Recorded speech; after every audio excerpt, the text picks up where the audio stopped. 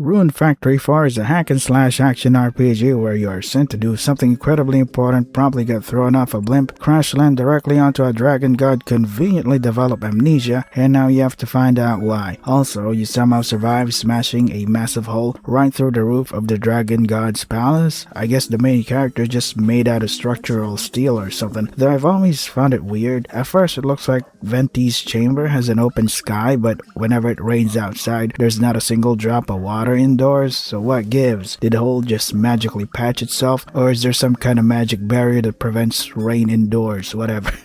Anyway, compared to the previous games, everything here is faster, tighter, and massively improved. The dungeons are bigger, there are way more monsters, more characters. It's honestly unbelievable how amazing this game is. Farming is awesome because you can vastly expand your fields and use prince points to unlock everything from enemy health bars to brand new town festivals, but the absolute best part, if you are far enough into the game, you can actually use your prince points to order a declaration that suspends an oncoming typhoon. It also really helps that the local NPCs will actively warn you when a storm is brewing. You can talk to almost any character and they'll mention the forecast, letting you either prepare your fields or just prince point the entire natural disaster away. It's great. The characters are incredibly fun. Personally, I think Margaret is supposed to be the canon wife of the male protagonist, but meh, I vastly prefer other characters like Dolce or Xiao Pai because of their hilarious quirks. Margaret is a town musician who performs at Parkolin's restaurant. She also casually hints that her family is full of incredibly eccentric artists.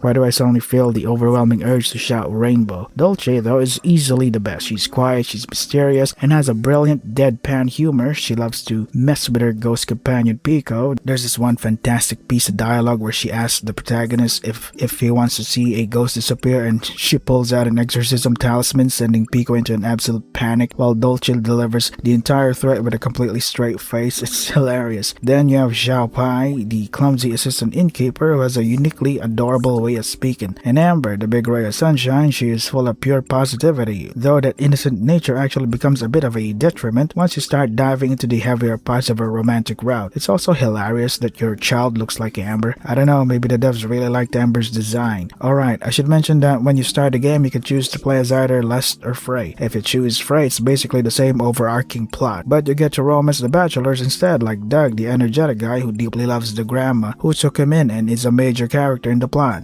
There's Lilith, the tough, prickly exterior guy who is secretly incredibly caring. Man, I absolutely love his route. It honestly felt like watching a high-stakes soap opera, and I mean that as a total compliment. The tension, the drama, and that heartwarming ending are just perfect. If there's a definitive canon for Frey, it absolutely has to be Dillis. And then there's Leon, the teasing ancient priest who has some of the most hilarious competitive banter with Dillis. It's gold when Leon casually asks Frey which one of them she prefers. If you pick Dillis, Dillis gets completely flustered and embarrassed, but if you pick Leon, the smug jokester completely freezes up and has no idea how to respond. Anyway, the story in this game is massive. It actually has multiple cap-out endings. When I first played through it, I thought, so I guess this is where the credits roll. But no, you still get to keep playing, and then after the next major arc, you think, okay, surely this has got to be the real ending, right? Not even close. The game just keeps giving, and yeah, it's great. There's so many areas to explore, so many things to do, hundreds of crops to plant, massive bosses to beat up, and rare materials to gather. It's genuinely amazing how much content the developers crammed into this game, but it isn't completely flawless. Now, let's talk about what I don't like about it. When you finish the game, get married, and do all that jazz, it feels great. However, it generally feels like the developers completely forgot about the entire beginning of the game. Like, who exactly sent you on that blimp, and who gave you those rune spheres in the first place? Don't get me wrong, the overarching plot all throughout the 3 arcs is emotional, sad, and ultimately heartwarming because everyone gets to be together again, but who originally hired you? And where on earth are they? Wouldn't whoever sent Lester Frey come looking for them eventually, especially knowing how insanely critical their mission was? It also opens a weird can of worms regarding the series' lore. A lot of the time, Rune Factory lore claims that Earthmates are incredibly rare, bordering on being nearly wiped out. Okay, but that doesn't mean we couldn't have seen a hidden, a hidden base full of 3 or 4 elite Earthmates who originally orchestrated this mission to save the world. world, right? Instead, the narrative focuses us into a massive chosen one trope. How come Les, or Frey out of all people, is an earthmate capable of sweeping dragon gods off their feet, while the rest of his kind apparently couldn't handle the heat and got wiped out? If ordinary earthmates can kick this much ass, how did they get nearly extinct in the first place? And are there just exceptional high-tier earthmates out there, and Les or Frey is just some kind of genetically superior breed? It just feels a bit cheap. That's why I still prefer Mika from Rune Factory 3. At least Mika was a monster-human hybrid. He was technically exceptional, sure, but his powers made logical sense because of his monster heritage, and he didn't inherently feel better than everyone else around him like Raven or Rune, who shared that same monster blood. Next up on my list, I really like Venti as well. Venti is adorable and incredibly endearing even if she is technically a giant scaly dragon. Her dialogue is so fun and hilarious, which is exactly why it pisses me off that you can't romance her. Like seriously, why not? I can date ancient guardians, a royal knight, an innkeeper, and an elf,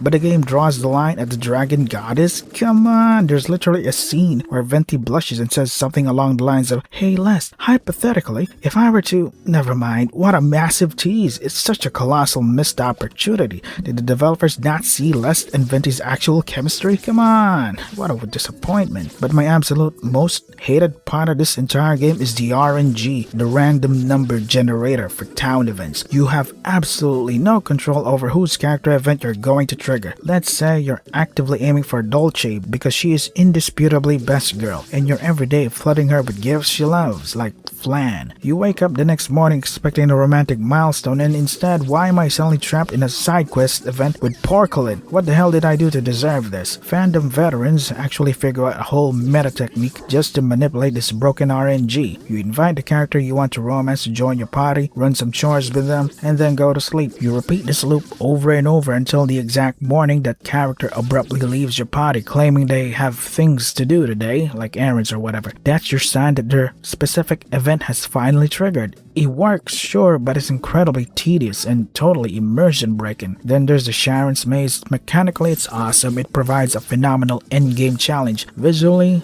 the actual aesthetic of the dungeons is completely uninspired. It's just a copy-paste job of the layouts from Rune Factory 3. But I guess that makes sense since the floors are completely randomized, but it still feels a bit lazy. While I love almost everything about Rune Factory 4, this layer of RNG genuinely annoys me. I really wish they had kept things as straightforward as they were in Rune Factory 3, where you simply accepted requests directly from the person you wanted to romance. That loop was so clean and easy to follow. This game system leaves your relationship milestones entirely up to random chance and dumb luck. People might argue that it adds a sense of realistic immersion to the town, but you know what would be actually immersive? If I could up and cancel a character event. But you can't do that here. You're completely held hostage by whatever random character event you happen to stumble into. Even with those flaws, this game is an absolute near masterpiece and dangerously addictive. If you play it, do yourselves a favor and pick up Rune Factory 4 Special.